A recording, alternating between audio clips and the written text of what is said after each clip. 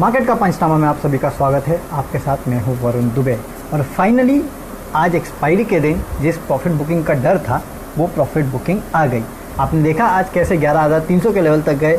उसके बाद जिस तरह की गिरावट आई, एटलीस्ट सेकेंड हाफ में जिस तरह की गिरावट आई, वो आपको साफ दर्शाता है कि आज जो बड़ा मूव था वो दरअसल एक्सपायरी रिलेटेड मूव था। इसके लिए हमने देखा कि 11,100 के आसपास आके हम बंद हुए हैं। अब प्रॉब्लम यह है कि 11,200 के आसपास काफ़ी इंपॉर्टेंट सपोर्ट था, जहाँ पे कल हम बंद भी हुए थे।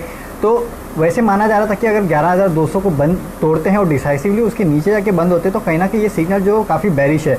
लेकिन क्योंकि आज एक्सपायरी रिलेटेड मूव है, इसके लिए सिग्नल को इतना बेरिश भी नहीं मानना चाहिए। अब काफ़ी हद तक कल के ऊपर डिपेंड करेगा कि कल क्या होता है, कि कल किस तरह के मूव देखने मिलते हैं। क्या ये एक्सपायरी रिलेटेड मूव खत्म होकर कल फिर से एक अप मूव देखने मिलता है, या फिर ये जो इंपॉर्टेंट सपोर्ट लेवल हमने तोड़े हैं इसके चलते मार्केट में गिरावट देखने मिलती है। और ये काफ़ी कुछ डिपेंड करेगा कि रिलायंस इंडस्ट्रीज़ के नतीजे कैसे आते हैं।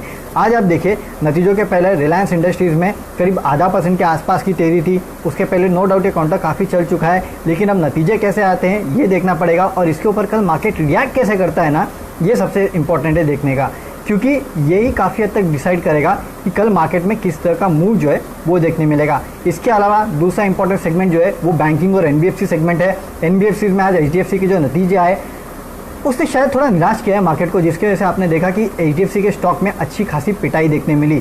सिर्फ यही नहीं, उसके बाद अगर आप देखें तो खासकर जितने भी एनबीएफसीज थे उनमें गिरावट देखने मिली, बैंकिंग स्टॉक्स में भी गिरावट देखने मिली। और फाइनली देखिए बैंक निफ्टी करीब 425 पॉइंट के आसपास की गिरावट के साथ बंद हुआ है। तो संकेत हर जगह से गिरावट के ही है।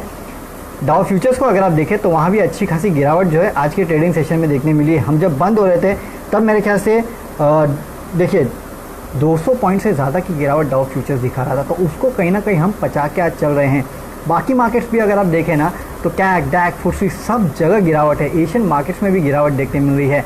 तो काफ़ी हद तक ग्लोबल क्यूज़ को हम पचा रहे हैं और साथ ही साथ एक्सपायरी रिलेटेड मूव जो है वो आपको आज मार्केट में देखने मिल रहा है। लेट्स सी कि कल क्या होता है, रिलायंस किस तरह का प्रदर्शन करता है और कितना सपोर्ट करता है मार्केट को। अगर रिलायंस ने सपोर्ट किया तो हम फिर से 11,200 11,300 के आसपास पहुँचेंगे। अगर रिलायंस ने सपोर्ट नहीं किया तो आप समझिए कल 11,050 का पहला स्टॉप लॉस, 11,000 तीसरा, और उसके बाद तो फिर 9,900 के आसपास का स्टॉप लॉस आपको रखना चाहिए। ये लेवल के साथ आपको ट्रेड करना है। लेट्स सी रिलायंस क्या करता है, उसके ऊपर ही काफ़ी हद तक दारोमदार रहेगा कि किस तरह का परफॉर्मेंस रिलायंस करता है। एंड देन लेट्स सी।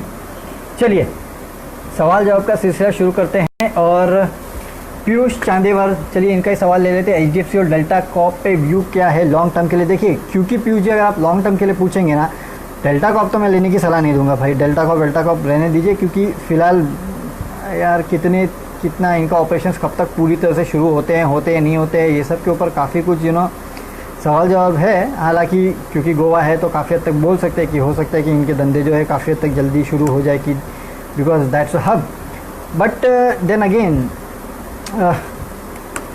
क्या सपोर्ट मिलेगा इनको, कितना मिलेगा, ये सब भगवान जाने। तो डेल्टा कॉप लॉन्ग टर्म के लिए तो लेने की सलाह मैं दूंगा नहीं। एचडीएफसी हाँ नो डाउट नतीजे थोड़े ढीले थे, इसका इम्पैक्ट आपको बाकी एनबीएफसी काउंटर्स में भी देखने मिला। लेकिन आपको एक बात और याद रखनी होगी कि गिर के देखिए ऑलरेडी 1850 के आसपास एक काउंटर जो है वो आ चुका है।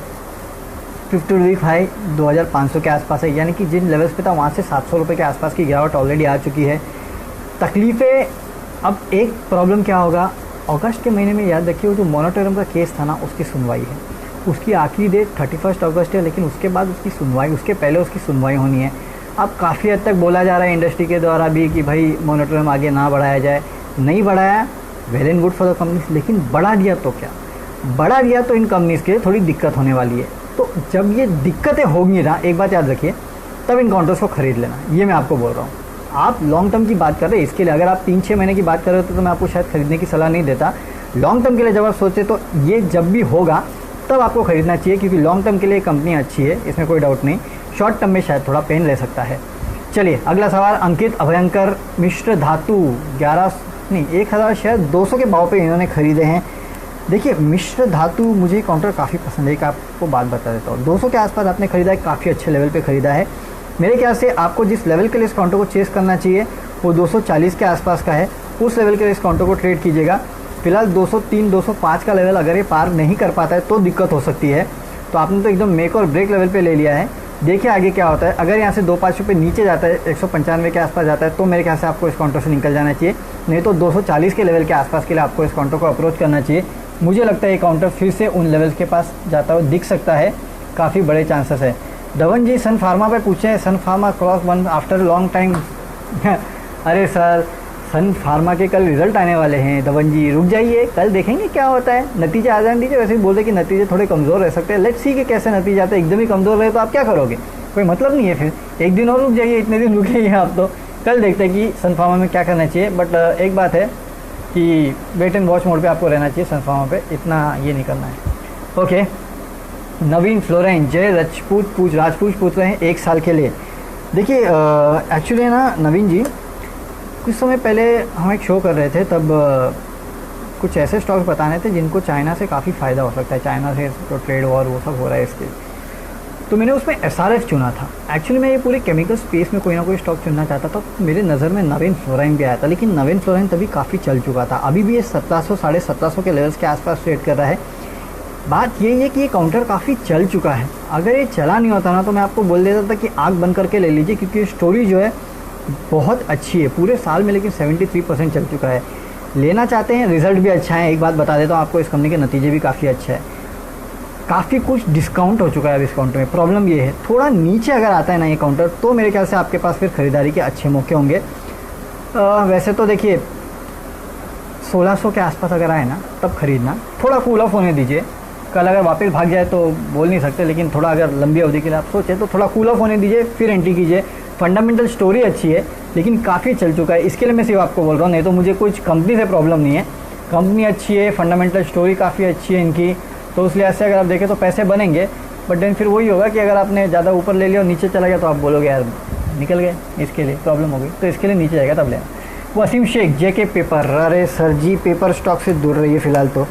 देखिए अब एक बात समझिए, ये पेपर स्टॉक्स चले क्यों थे, मुझे याद है 150 के लेवल के आसपास तक गया था ये JK पेपर, अभी क्या लेवल पे चल रहा है मेरे ख्याल से फ़िलहाल उसके तो काफ़ी नीचे चल रहा है, 95 के आसपास। मैं आपको माफ़ कीजिएगा, तभी भी यही कहता था कि पेपर की स्टोरी जो है ये बहुत लंबी चलने वाली है। आई मीन लंबी मतलब ये आपको इतने जल्दी ये नहीं होगा कि भाई पेपर स्टॉक में हाँ भाई वो प्लास्टिक बंद हो गई तो पेपर चालू हो गया और पेपर वालों को इतना फटाफट ऑर्डर मिल गया, अचानक से स्टोरी बदल गई, ऐसा नहीं होता है सर। एक इंडस्ट्री को ख़त्म करना और उसको रिप्लेस करना दूसरी इंडस्ट्री से इतना जल्दी वो नहीं हो पाएगा, उसको समय लगेगा, लेकिन हाँ धीरे धीरे ये होगा, लेकिन इसको काफ़ी समय लगेगा। आप ही सोचिए प्लास्टिक इंडस्ट्री बंद कर दी तो कितना अनएम्प्लॉयमेंट हो जाएगा, बाकी चीज़ें तो दूर की बात है, अनएम्प्लॉयमेंट कितना होगा ये तो आपको सोचना है। नो डाउट एनवायरनमेंट के लिए वो हार्मफुल है, रिप्लेस होना भी चाहिए, लेकिन उसको समय लगेगा, बहुत लंबी स्टोरी है ये। आज लेके 10 साल तक रुक सकते हैं तो शायद आपको कुछ ऐसा मिल जाए कि भाई यहाँ से JK पेपर डबल हो गया क्योंकि प्लास्टिक को पूरी तरह से रिप्लेस कर दिया। काफ़ी सारी बड़ी बड़ी कंपनीज़ है, HUL ले लीजिए और काफ़ी सारी कंपनीज़ है, मेरे ख्याल से जैक डैनियल भी बोल चुका है कि हम लेकिन उनका तो इशू अलग था, लेकिन HUL जैसे काफ़ी सारी कंपनीज़ है जो ऑलरेडी बोल चुके हैं हम प्लास्टिक को रिप्लेस करेंगे। तो आप सोचिए कि पेपर का रिप्लेसमेंट होना है, थोड़ा टाइम लगेगा, थोड़ा ज़्यादा टाइम लगेगा इस इंडस्ट्री को शिफ्ट होने में। शिफ्ट तक रुक सकते हैं तो व्यू पॉजिटिव है, शिफ्ट तक नहीं रुक सकते हैं तो 95 के आसपास ये है, नीचे 5 रुपये का स्टॉप लॉस रख लीजिए, ऊपर 100 के आसपास सबसे इंपॉर्टेंट इसका रेजिस्टेंस जोन है, नीचे 93 का सपोर्ट, तो 93 100 रुपये के बाद 108 रुपये ये आपका ट्रेड होना चाहिए। 93 अगर छूट जाता है तो निकल जाइए इस काउंटर से, सीधी बात है। चलिए अब अगला सवाल लेते हैं, और यहाँ पे RBL बैंक पे हिरेन पटेल पूछते हैं कि RBL बैंक पे करना क्या चाहिए। ओके, RBL बैंक फिलहाल कहाँ ट्रेड कर रहा है, लेवल देख लें एक बार सर जी। मेरे ख्याल से ये अच्छी खासी तेज़ी के बाद, हाँ देखिए 170 180 के आसपास ये काउंटर फिलहाल ट्रेड कर रहा है। ज़्यादा बुलिश में इस काउंटर पे कभी था नहीं और कभी रहूँगा भी नहीं, है ना, उनकी दिक्कतें अपनी हैं। इसके लिए ट्रेड करना चाहते हैं तो ट्रेड कीजिएगा इस काउंटर पे, ज़्यादा बेटर होगा। लेकिन कल के लिए मेरे ख्याल से बैंकिंग काउंटर्स में शायद एक पॉजिटिव ट्रेड बन सकता है। अगर बनता है तो सबसे पहले तो 200 का लेवल इस काउंटर में देखिए, अगर 200 का लेवल काउंटर ट्रेड कर पाता है कि नहीं, तो 200 पहला आपका टारगेट होना चाहिए। 150 के आसपास स्टॉप लॉस रखिए, इनफैक्ट 160 का ही रख लीजिए, ज़्यादा डीप मत जाइए, 160 के आसपास का स्टॉप लॉस रखिए। 200 के लिए इस काउंटर को आप ट्रेड कर सकते हैं, ये लेवल ठीक ठाक रहेंगे। उसके बाद देखते हैं कहाँ तक जाता है, अगर गया तो वेट एंड वॉच, लेकिन स्टॉप लॉस स्ट्रिक रखना, थोड़ा इतना ही चाहता हूँ मैं। ओके, अगला सवाल, कैडिला 350 पे 200 शेयर, 350 मेरे ख्याल से आजकल में सर आपने लिए 1-2 दिन में। काउंटर अच्छा है, फार्मा काउंटर वापस फ्लेवर बन रहे हैं। देखिए होता यही है, मार्केट में जब गिरावट आती है ना तो देखिए डिफेंसिव पे लोग जाते हैं, तो इसके चलते आप देख रहे हैं कि फार्मा स्टॉक्स हो, आईटी हो, एफएमसीजी अब चला नहीं लेकिन ये स्टॉक्स ज़्यादातर चल रहे हैं। इसके पहले भी आपने देखा था जब मार्केट में गिरावट आई थी तो ये 2 सेक्टर काफ़ी चले थे। अगर फिर से यही स्टोरी रिपीट होने वाली है, अगर मार्केट यहाँ से गिरता है ना सर, तो एक बात याद रखना, यहाँ से कैडिला आपको 50 रुपये दे के जाएगा। अगर मार्केट यहाँ से चलता है तो शायद कैडिला आपको यहाँ से नीचे के लेवल्स भी दिखा सकता है, ये मैं आपको साफ कह देता हूँ।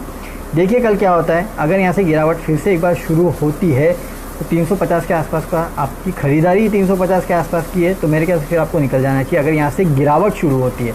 मीडियम टर्म के लिए बोल रहा हूँ मैं, थोड़ा 1-2 महीने के लिहाज से। अगर गिरावट शुरू नहीं होती, यहाँ से अपटेक देखता है तो शायद 380 के आसपास के लेवल ये काउंटर आपको दिखा सकता है। तो ऐसा ट्रेड आपको लेना है, ये आपको याद रखना है कि देखिए मार्केट कैसे चलता है।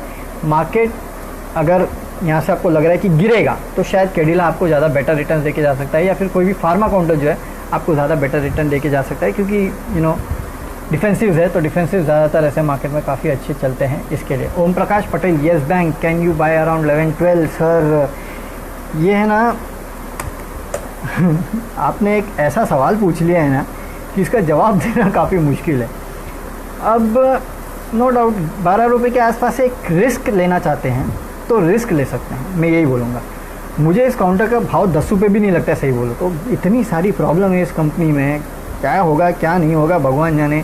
अब आप जब लोगों को, इन्वेस्टर्स को बड़े बड़े कन्विंस नहीं कर पाए कि 20 रुपये में मेरा फंड रेजिंग कर लो, तो हम और आप क्या चीज़ है, तो दिक्कतें ख़त्म होने को टाइम लगेगा।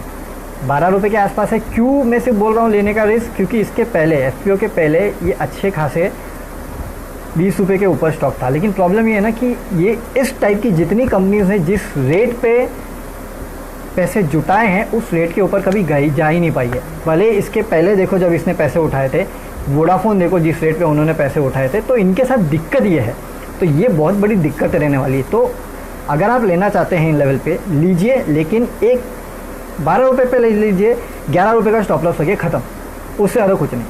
उसके नीचे जाता है तो भाई इससे ज़्यादा लॉस झेलना नहीं, क्योंकि कोई भरोसा नहीं है काउंटर कहाँ जाएगा। ऊपर फिर देखिए 15 रुपये 16 रुपये के आसपास जाता है तो 4 रुपये आप ले सकते हैं, लेकिन 1 रुपये का स्टॉप लॉस रखना, इतना याद रखना, और स्ट्रिक्ट स्टॉप लॉस के साथ ट्रेड करना सर जी, है ना। चलिए इसी नोट पे आप विदा लेते हैं, कल आपके साथ फिर इसी प्लेटफॉर्म पे जुड़ेंगे आपके बच्चे कुछ सवालों का जवाब देने के लिए। शाम को हमारे साथ जुड़ेगा तो रिलायंस के जो नतीजे आएंगे उसका पूरा विश्लेषण जो है आपको CNBC आवाज़ पे देखने मिलेगा। कल सुबह आपको बताएंगे कि ग्लोबल क्यूज़ कैसे हैं, ग्लोबल मार्केट से कैसे ट्रेंड देखने मिल रहे हैं, इंडियन मार्केट्स को आपको कैसे ट्रेंड करना है, और कौन से इंपॉर्टेंट लेवल्स है जहाँ पे आपको नज़र रखनी है। तब तक के लिए सी यू एंड गुड बाय।